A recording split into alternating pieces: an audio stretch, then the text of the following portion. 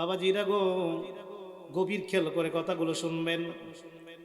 কেন আমরা বেশি বেশি দুরূদ শরীফ পড়ি? দুরূদ শরীফ শব্দটা ফার্সি শব্দ। দুরুদের বাংলা হলো নবীজির উত্তম প্রশংসা। দুরুদের কথা, দুরুদ শব্দটা কোরআনে নাই, কোরআনে আছে ইউসাল্লু। কোরআনের ভাষা হলো ইউসাল্লু, আর ফার্সিতে বলা হয় দুরুদ। কোরআনের ভাষা বলা হয় সলাত, ফার্সিতে বলা হয় নামাজ। কোরআনের ভাষা বলা হয় রোজা, কোরআনের ভাষা বলা হয় সিয়াম, আর ফার্সিতে বলা হয় রোজা। কোরআনের ভাষা বলা হয় মালাইকা, আর ফার্সিতে বলা হয় ফেরেশতা।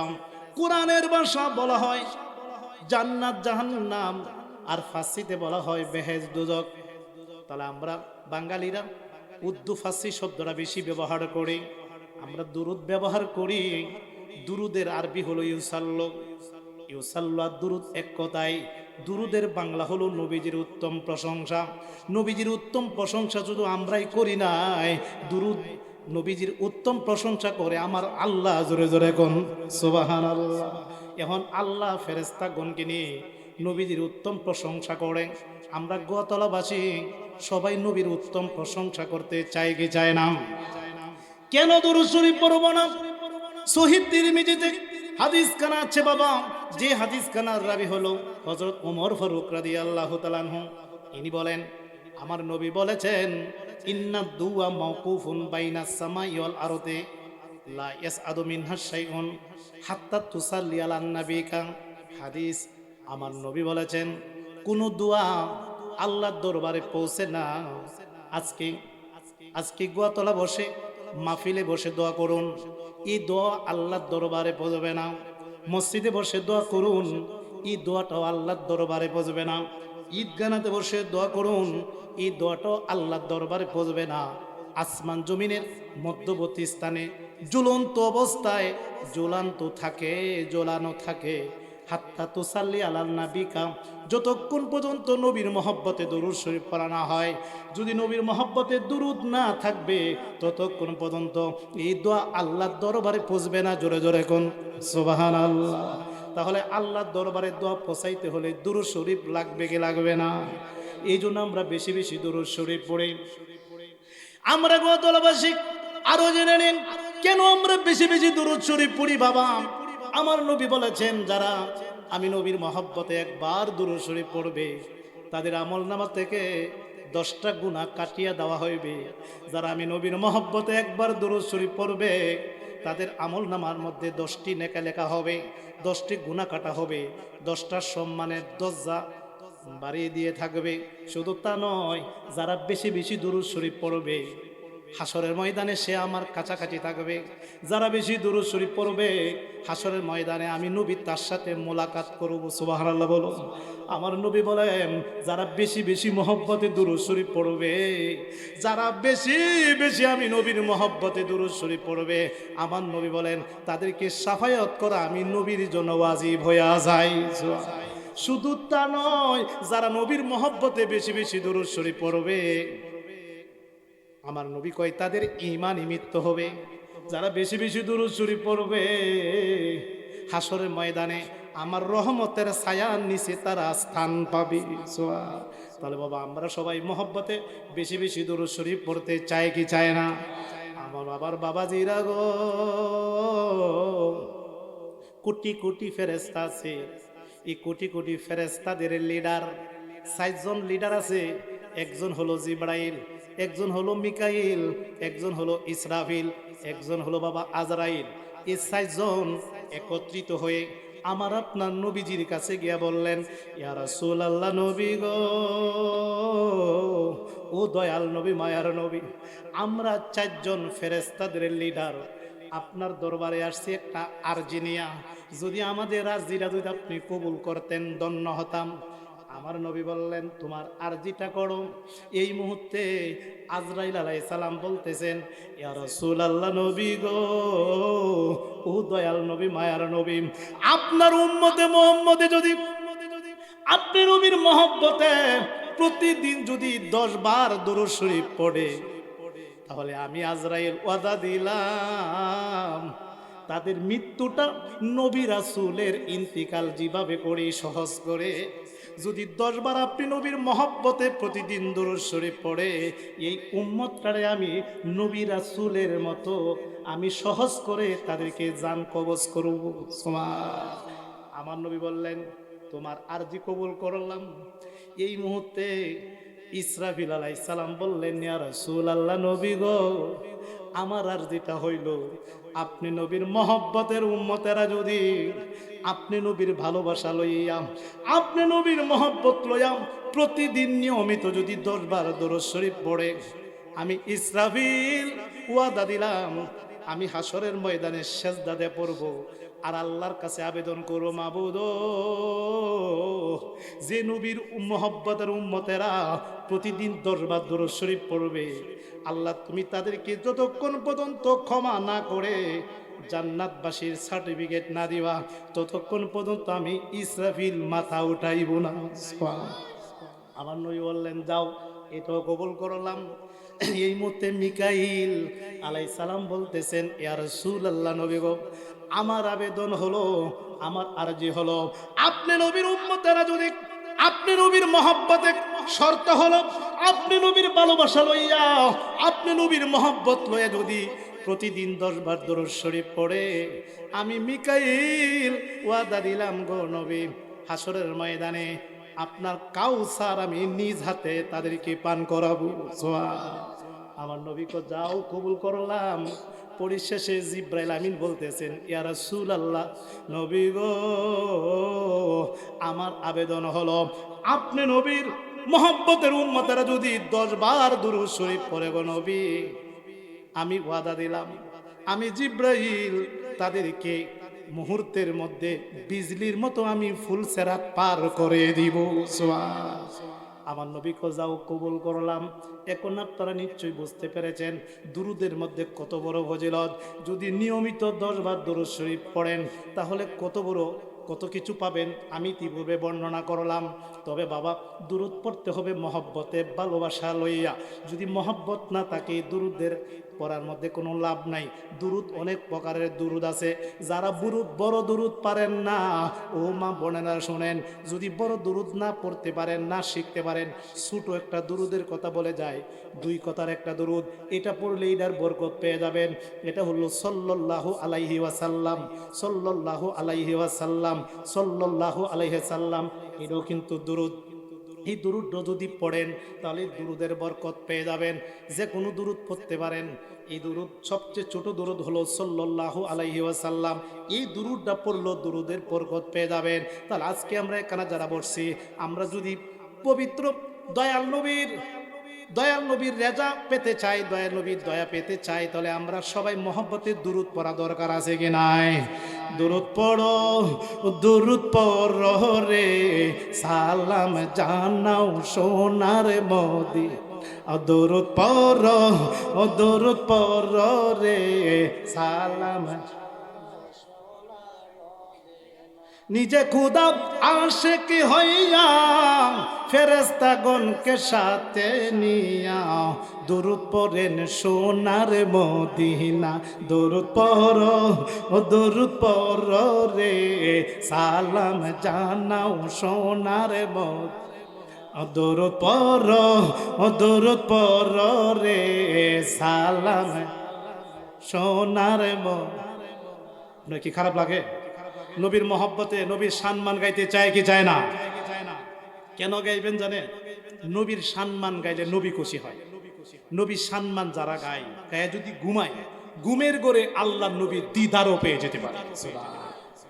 এমন অনেক দিদার পাইছে নবীর সম্মান গায়া, নবীর নাতে রাসূল গায়া, নবীর শানে গান গায়া ঘুমাইছে। ঘুমের ঘরে আল্লাহ নবীর দিদার দেয়া জাহান্নামী লোক তারা জান্নাতি বানাই দিছে। সুবহানাল্লাহ বলেন বাবা। আচ্ছা নবীদের যদি কেউ স্বপ্ন যুগে দেখে তাহার জন্য জাহান্নামের আগুন। আমরা কি নবীদের দেখতে চাই কি চাই না? দেখি নবীর মহব্বতের সম্মান আমাদের গাওয়া দরকার আছে না বাবা? তাই মহব্বতে পড়ি দুরুদ পড়ো রে সালাম।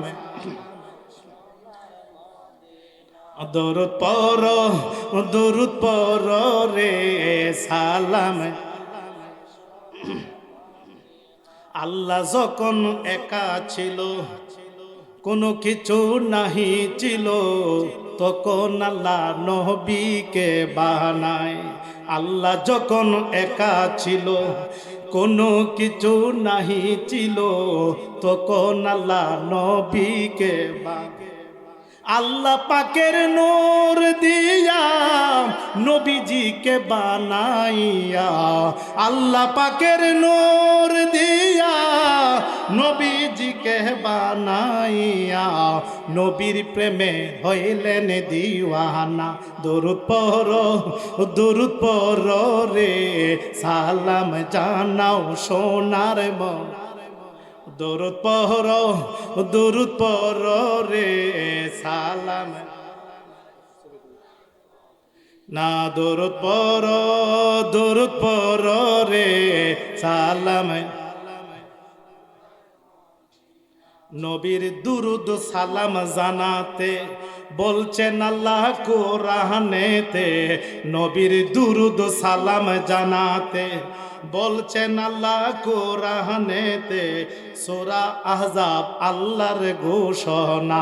দরুদ পড়ো, দরুদ পড়ো রে, সালাম জানাও সোনার বন। দরুদ পড়ো, সালাম জানাও সোনার মন। চিৎকার দিয়ে বলুন মারহাবা। আর জোরে বলি ইয়া রাসূলুল্লাহ। চিৎকার দিয়ে বলি ইয়া ওলি আল্লাহ। আমি শানের মধ্যে বলছি, আল্লাহ যখন একা ছিল, নাই কোনো কিছু নাহি ছিল, তখন আল্লাহ নবীকে বানাই। ঠিক না বেঠে? আল্লাহ পাকের নূর দিয়া নবীজিকে বানাইয়া। এই কথাটা কি আকীদা আমাদের আছে কি নাই? সবার আগে আমার দয়াল নবী কি সৃষ্টি করেছেন এবং আল্লাহ পাকের নূর দিয়ে আমার নবীরে বানাইছে। এই আকীদা আমার আছে কি নাই? কার কার আছে একটু হাত তুলে দেখাই বাবা দেখি। নারে তাকবীর, নারে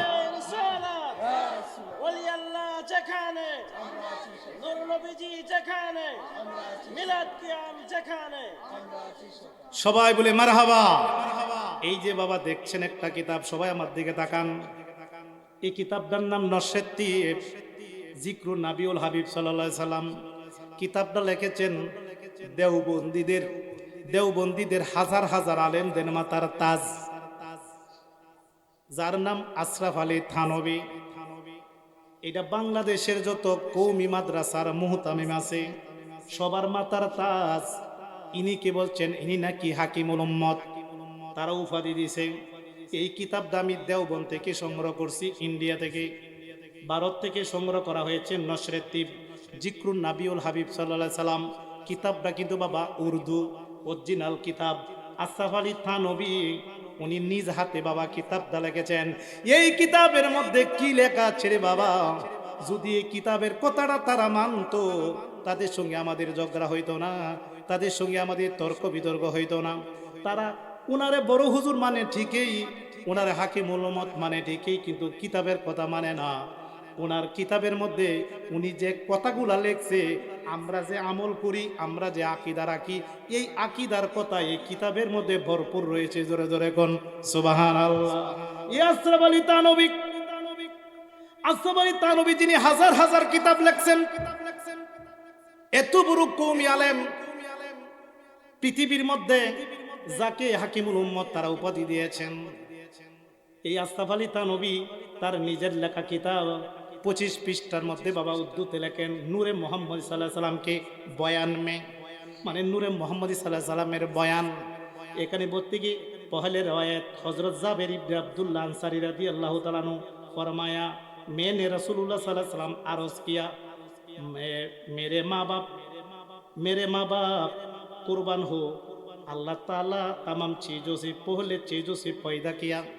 হযরত জাবির ইবনে আব্দুল্লাহ রাদিয়াল্লাহু তাআলা আনহু একজন সাহাবী ছিলেন। আমার নবীর দরবারে গিয়া বললেন, ইয়া রাসূলুল্লাহ, নবী গো, আমার মা বাবা আপনার কদমে উৎসর্গ হোক।